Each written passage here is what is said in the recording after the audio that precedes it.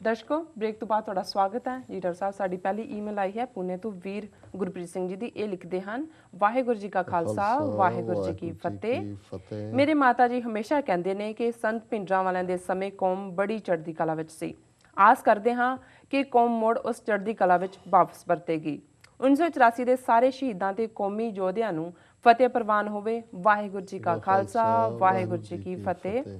ਬਾਕੀ ਡਾਕਟਰ ਸਾਹਿਬ ਮੈਂ ਤੁਹਾਡੇ ਨਾਲ ਸਹਿਮਤ ਹਾਂ ਕਿ ਖਾਲਿਸਤਾਨ ਇੱਕ ਨਿਸ਼ਚੇਵਾਚਕ ਸੱਚ ਹੈ ਤੇ ਇਸ ਲਈ ਯਤਨਾਂ ਦੀ ਲੋੜ ਹੈ। ਖਾਲਸਾ ਸ਼ੈਲ ਰੂਲ ਸੂਨਰ ਔਰ ਲੇਟਰ। ਲੀਡਰ ਸਾਹਿਬ ਵੀਰ ਗੁਰਪ੍ਰੀਤ ਸਿੰਘ ਜੀ ਦਾ ਬਹੁਤ ਬਹੁਤ ਧੰਨਵਾਦ। ਉਹਨਾਂ ਨੇ ਸਾਨੂੰ ਪੂਨੇ ਮਹਾਰਾਸ਼ਟਰ ਤੋਂ ਲਿਖਿਆ ਜੀ।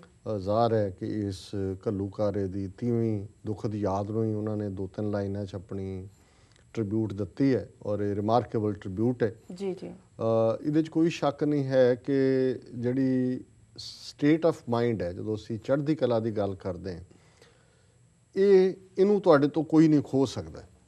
ਇਹ ਠੀਕ ਹੈ, ਜ਼ਿਆਦਾ ਬੰਦੂਕਾਂ ਘੱਟ ਦੇ ਉੱਤੇ ਕਾਬੂ ਪਾ ਲੈਂਦੀਆਂ ਨੇ, ਪਾਵਰਫੁਲ ਆਰਮੀਜ਼ ਛੋਟੀਆਂ ਨੂੰ ਹਰਾ ਦਿੰਦੀਆਂ ਨੇ, ਬਹੁਤ ਜ਼ੋਰਾਵਰ ਬੰਦਾ ਕਿਸੇ ਗਰੀਬ ਜਾਂ ਕਿਸੇ ਨਿਮਾਣੇ ਨੂੰ ਹਿਊਮਿਲੇਟ ਕਰ ਸਕਦਾ ਜੀ। ਪਰ ਜਿਹੜੀ ਤੁਹਾਡੀ ਵਿਲ ਹੈ, ਤੁਹਾਡੀ ਸਟੇਟ ਆਫ ਮਾਈਂਡ ਹੈ ਕਿ ਤੁਸੀਂ ਕੀ ਹਾਸਲ ਕਰਨਾ ਹੈ, ਇਹਨੂੰ ਕੋਈ ਨਹੀਂ ਰੋਕ ਸਕਦਾ। ਔਰ ਇਹੀ ਸਾਡੀ ਸਟਰੈਂਥ ਹੈ। ਜਿਹੜੇ ਗੁਰੂ ਨੇ ਇਨਸਾਨ ਪੈਦਾ ਕੀਤੇ ਸਿੱਖ ਦੇ ਰੂਪ 'ਚ, ਜਿਨ੍ਹਾਂ ਨੂੰ ਗੁਰੂ ਨਾਨਕ ਸਾਹਿਬ ਤੋਂ 10ਵੇਂ ਪਾਤਸ਼ਾਹ ਤੱਕ 1469 ਤੋਂ 1699 ਤੱਕ 230 ਸਾਲ ਟ੍ਰੇਨਡ ਕੀਤਾ ਹੈ, ਉਸ ਧਰਤੀ ਦੇ ਖਮੀਰ ਨੂੰ ਬਦਲਿਆ। ਇਹ ਉਹੀ ਇਨਸਾਨ ਸੀ ਜੀ ਕਿ ਜਿਨ੍ਹਾਂ ਨੂੰ ਵੱਡੇ ਤੋਂ ਵੱਡਾ ਜ਼ੁਲਮ, ਔਰ ਇਹ ਇਨਸਾਨ ਘੜਨ ਤੋਂ ਪਹਿਲਾਂ ਗੁਰੂ ਸਾਹਿਬ ਨੇ ਸਭ ਕੁਝ ਆਪਣੇ ਆਪ ਤੇ ਸਹਾਰਿਆ। ਹੁਣ ਗੁਰੂ ਅਰਜਨ ਸਾਹਿਬ ਤੱਤੀ ਤਵੀ ਤੇ ਬੈਠੇ ਨੇ, ਸਿਰ ਤੇ ਰੇਤ ਪੈ ਰਹੀ ਹੈ, ਜੀ ਜੀ, ਥੱਲੇ ਦੇਗ 'ਚ ਉਬਾਲਿਆ ਜਾ ਰਹੇ ਨੇ ਔਰ ਪੜ੍ਹ ਰਹੇ ਨੇ, ਤੇਰਾ ਕੀਆ ਮਿੱਠਾ ਲਾਗੇ ਹਰ ਨਾਮ ਪਦਾਰਥ ਨਾਨਕ ਮੰਗੇ। ਹੁਣ ਮੈਨੂੰ ਯਾਦ ਹੈ ਕਿ 1993-94 'ਚ ਮੈਂ ਉਦੋਂ university of main the professor C, doctor Cynthia ਕੈਪਲੇ Mahmud. ਹੁਣ ਉਹ ਨੋਟਰਡੇਮ ਯੂਨੀਵਰਸਿਟੀ 'ਚ ਨੇ, ਸ਼ਾਇਦ ਅਗਲੇ ਦਿਨਾਂ 'ਚ ਆਇਓਵਾ 'ਚ ਜਾ ਰਹੇ ਨੇ ਜੀ। ਤੇ ਉਹਨਾਂ ਨੇ ਖਾਲਿਸਤਾਨ ਦੇ ਪ੍ਰੋਜੈਕਟ 'ਤੇ ਕੰਮ ਕਰਨ ਦਾ ਫੈਸਲਾ ਕੀਤਾ। ਮੈਨੂੰ ਉਹ ਮਿਲੇ ਬਰਕਲੀ ਯੂਨੀਵਰਸਿਟੀ ਦੇ ਵਿੱਚ, ਇੱਕ ਸੈਮੀਨਾਰ ਸੀ ਜੀ, ਤੇ ਥੋੜ੍ਹੀ ਦੇਰ ਈਮੇਲਸ ਵਗੈਰਾ ਐਕਸਚੇਂਜ ਹੋਈਆਂ। ਫਿਰ ਉਹਨੇ ਕਿਹਾ ਜੀ ਮੇਰਾ ਇੰਟਰਸਟ ਹੈ, ਉਹਨਾਂ ਨੇ ਕਸ਼ਮੀਰ ਦੇ ਉੱਤੇ ਕੰਮ ਕੀਤਾ ਹੋਇਆ ਸੀ ਥੋੜ੍ਹਾ ਬਹੁਤ ਜੀ। ਸੋ ਕੁੱਲ ਮਿਲਾ ਕੇ ਮੈਂ ਉਹਨਾਂ ਨੂੰ 1993 ਦੇ ਵਿੱਚ ਉਹਨਾਂ ਦੇ ਕੁਛ ਇੰਟਰਵਿਊਜ਼ ਉਦੋਂ ਲਾਸ ਐਂਜਲਸ ਜੇਲ੍ਹ ਦੇ ਵਿੱਚ 100-150 ਨੌਜਵਾਨ ਸਿੰਘ ਸਨ, ਉਹਨਾਂ ਦੇ ਨਾਲ ਕਰਵਾਏ। ਫਿਰ ਹੌਲੀ ਹੌਲੀ ਅਮਰੀਕਾ ਕੈਨੇਡਾ 'ਚ ਜਿਹੜੇ ਸੰਘਰਸ਼ 'ਚੋਂ ਆਏ ਸੀ, ਜਿਨ੍ਹਾਂ ਨੇ ਸਫ਼ਰ ਕੀਤਾ ਸੀ, ਟਾਰਚਰ ਸਹੇ ਸੀ, ਉਹਨਾਂ ਦੇ ਨਾਲ ਇੰਟਰਵਿਊ ਹੋਏ। ਉਹਦੇ 'ਚੋਂ ਹੀ ਉਹਨਾਂ ਦੀ ਕਿਤਾਬ ਜਿਹੜੀ ਕਿ ਟੈਕਸਟ ਬੁੱਕ ਹੈ ਔਰ ਇਸ ਵੇਲੇ ਇੱਕ ਸਿੱਖ ਸੰਘਰਸ਼ ਦੀ ਇੱਕ ਮੂਰਤੀਮਾਨ ਕਿਤਾਬ ਹੈ, fighting for faith and nation dialogues with Sikh militants, ਇਹ ਉਸ ਕਿਤਾਬ ਦਾ ਨਾਂ ਹੈ।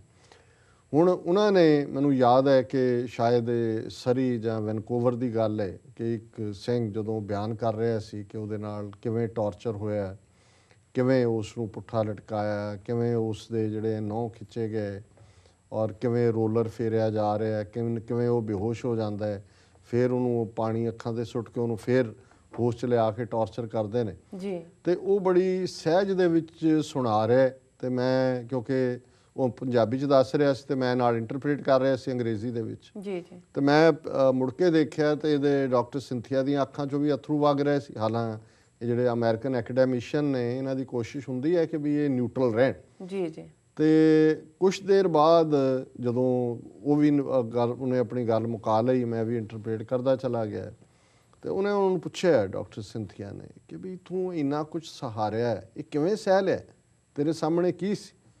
ਉਹਨੇ ਕਿਹਾ ਜੀ ਮੇਰੇ ਸਾਹਮਣੇ ਗੁਰੂ ਅਰਜਨ ਸੀ, 5ਵੇਂ ਪਾਤਸ਼ਾਹ ਸੀ, ਤੱਤੀ ਤਵੀ ਤੇ ਬੈਠੇ, ਰੇਤ ਪੈ ਰਹੀ ਹੈ ਔਰ ਮੈਨੂੰ ਕਹਿ ਰਹੇ ਨੇ ਕਿ ਪੁੱਤਰ ਘਬਰਾਉਣਾ ਨਹੀਂ ਹੈ, ਇਹ ਸੱਚ ਦਾ ਰਸਤਾ ਹੈ, ਇਹਦੇ ਤੇ ਕੁਝ ਸਹਿਣਾ ਪੈਂਦਾ ਜੀ। ਸੋ ਉਹਨੇ ਆਪਣੀ ਕਿਤਾਬ ਦੇ ਵਿੱਚ ਵੀ ਔਰ ਬਾਅਦ 'ਚ ਵੀ, ਜਦੋਂ ਹੁਣ ਐਜ਼ ਉਹ ਗੈਸਟ ਸਪੀਕਰ ਜਾਂਦੀ ਹੈ, ਹੁਣ ਵੀ ਵਰਲਡ ਸਿੱਖ ਆਰਗੇਨਾਈਜੇਸ਼ਨ ਕੈਨੇਡਾ ਵਾਲੇ ਇੱਕ ਬੜਾ ਵੱਡਾ ਇੰਟਰ ਕਮਿਊਨਿਟੀ ਡਿਨਰ ਕਰ ਰਹੇ ਨੇ ਟੋਰਾਂਟੋ, ਤੇ ਮੈਨੂੰ ਵੀ ਉਹਨਾਂ ਦਾ ਆਈ ਹੈ ਈਮੇਲ, ਤੇ ਮੈਂ ਕੱਲ੍ਹ ਦੇਖ ਰਿਹਾ ਸੀ ਕਿ ਉਹਨਾਂ ਦੀ guest speaker, chief speaker doctor Cynthia ਨੇ ਜੀ।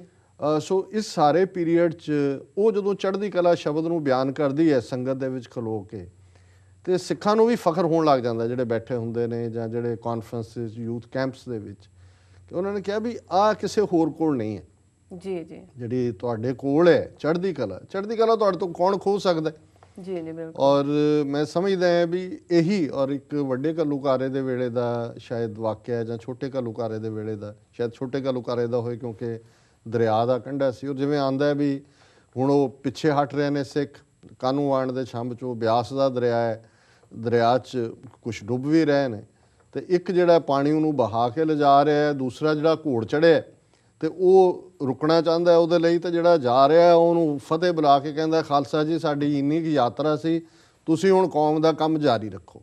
ਹੁਣ ਇਹ ਚੜ੍ਹਦੀ ਕਲਾ ਹੈ ਕਿ ਜਿੱਥੇ ਤੁਸੀਂ ਆਪਣੀ ਜਾਨ ਦੀ ਤੁਹਾਨੂੰ ਪਰਵਾਹ ਨਹੀਂ ਹੈ ਤੇ ਤੁਸੀਂ ਕੌਮ ਦੇ ਕੌਜ਼ ਦੇ ਲਈ ਸਮਰਪਿਤ ਹੁੰਦੇ ਹੋ।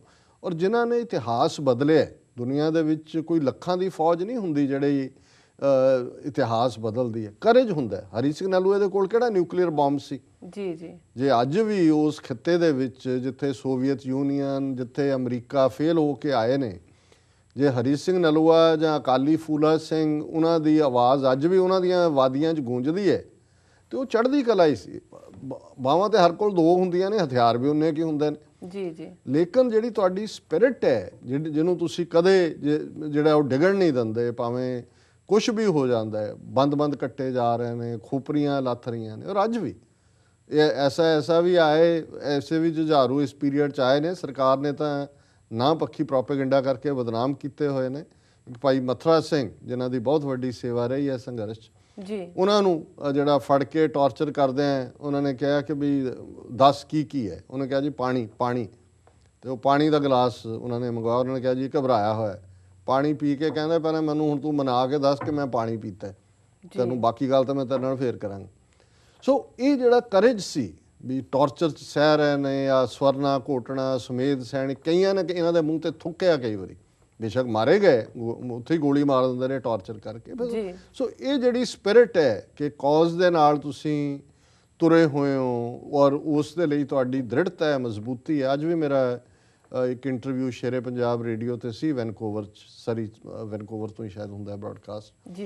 ਤਾਂ ਉਹਨਾਂ ਨੇ ਵੀ ਪੁੱਛਿਆ ਵੀ ਅੱਜ ਮੂਵਮੈਂਟ ਦਾ ਮੁਕਾਮ ਕੀ ਹੈ, ਗੱਲ ਕਿੱਥੇ ਖੜੀ ਹੈ। ਦੂਜਾ ਮੈਂ ਕਿਹਾ ਜੀ ਬੋਤਾ ਸਿੰਘ, ਗਰਜਾ ਸਿੰਘ ਦੋ ਸਿੱਖ ਸੀ ਜੀ, ਉਹਨਾਂ ਨੇ ਪਿੱਠਾਂ ਜੋੜ ਕੇ ਡਾਂਗਾਂ ਦੇ ਨਾਲ ਖਾਲਸਾ ਇਹ ਡਿਕਲੇਅਰ ਕਰਤਾ ਸੀ। ਉਹਨਾਂ ਕੋਲ ਸੋਟੇ ਸੀ ਵੀ ਸਾਡਾ ਖਾਲਸਾ ਰਾਜ ਹੈ, ਕੋਈ ਸਪਿਰਿਟ ਸੀ। ਮੈਂ ਕਿਹਾ ਜਦੋਂ ਤੱਕ ਇਸ 7 ਬਿਲੀਅਨ ਦੀ ਦੁਨੀਆ ਤੇ ਇੱਕ ਵੀ ਸਿੱਖ ਕਾਇਮ ਹੈ ਔਰ ਉਹ ਬਾਂਹ ਖੜੀ ਕਰਕੇ ਖਾਲਿਸਤਾਨ ਜ਼ਿੰਦਾਬਾਦ ਜਾਂ ਰਾਜ ਕਰੇਗਾ, ਖਾਲਸਾ ਪੜ੍ਹਦਾ, ਖਾਲਿਸਤਾਨ ਦੀ ਮੂਵਮੈਂਟ ਅਲਾਈਵ ਹੈ ਜੀ। ਗੱਲ ਤਾਂ ਚੜ੍ਹਦੀ ਕਲਾ ਦੀ ਸਟੇਟ ਦੀ ਹੈ। ਬਾਕੀ ਇਹ ਗੁਰੂ ਦਾ ਆਪਣਾ ਬਿਰਧ ਹੈ ਕਿ ਕਿਵੇਂ ਉਹਨਾਂ ਨੇ ਕੌਮ ਨੂੰ ਜਿਹੜਾ ਉਸ ਧਰਤੀ ਦੇ ਉੱਤੇ ਉਸ ਦਾ ਮੁਲਕ ਦੇਣਾ। ਸਾਡਾ ਫਰਜ਼ ਹੈ ਕਿ ਅਸੀਂ ਚੜ੍ਹਦੀ ਕਲਾ ਦੀ ਸਪਿਰਿਟ 'ਚ ਵਿਚਰਦੇ ਹਾਂ, ਜਿਹੜਾ ਆਪਣੇ ਕੌਮੀ ਘਰ ਬਣਾਉਣ ਦੇ ਲਈ ਆਪਣਾ ਬਣਦਾ ਹਿੱਸਾ ਪਾਈਏ ਜੀ। ਸੋ ਵੀਰ ਗੁਰਪ੍ਰੀਤ ਸਿੰਘ ਜੀ ਦਾ ਬਹੁਤ ਬਹੁਤ ਧੰਨਵਾਦ, ਉਹਨਾਂ ਨੇ ਸਾਨੂੰ ਲਿਖਿਆ। ਔਰ ਕੋਈ ਸ਼ੱਕ ਨਹੀਂ ਹੈ ਕਿ ਖਾਲਿਸਤਾਨ ਇੱਕ ਨਿਸ਼ਚੈਵਾਚਕ ਸੱਚ ਹੈ ਜੀ, ਔਰ ਸਿੱਖਾਂ ਦਾ ਕੋਈ ਵੀ ਮਸਲਾ ਸਾਊਥ ਏਸ਼ੀਆ ਦੇ ਵਿੱਚ ਬਿਨਾਂ ਖਾਲਿਸਤਾਨ ਦੀ ਪ੍ਰਾਪਤੀ ਦੇ ਹੱਲ ਨਹੀਂ ਹੋਣਾ। ਇਹ ਗੱਲ ਅੱਜ ਸਮਝ ਆ ਜਾਏ, ਕੱਲ੍ਹ ਆਏ, 20 ਸਾਲ ਹੋਰ ਖੁਆਰੀ ਦੇ ਨਾਲ ਆਏ, ਇਸ ਤੋਂ ਬਿਨਾਂ ਸਿੱਖ ਉੱਥੇ ਬਚਦੇ ਨਹੀਂ ਨੇ। ਇਹ ਗੱਲ ਇੱਕ ਨਿਸ਼ਚੈਵਾਚਕ ਸੱਚ ਹੈ ਜੀ। ਔਰ ਇਹਨਾਂ ਦਾ ਵੀਰ ਗੁਰਪ੍ਰੀਤ ਸਿੰਘ ਜੀ ਦਾ ਬਹੁਤ ਬਹੁਤ ਧੰਨਵਾਦ ਜੀ। ਡਾਕਟਰ ਸਾਹਿਬ ਦੇ ਨਾਲ ਇਸ਼ਾਰਾ ਵੀ ਹੋ ਗਿਆ ਬ੍ਰੇਕ ਤੇ ਜਾਣ ਦਾ। ਲੈਣੇ ਬ੍ਰੇਕ। ਵਿਊਅਰਸ ਤੁਸੀਂ ਸਾਡੇ ਨਾਲ ਇਸ ਤਰ੍ਹਾਂ ਬਣੇ ਰਹੋ, ਮਿਲਦੇ ਹਾਂ ਕਮਰਸ਼ੀਅਲ ਬ੍ਰੇਕ ਤੋਂ ਬਾਅਦ।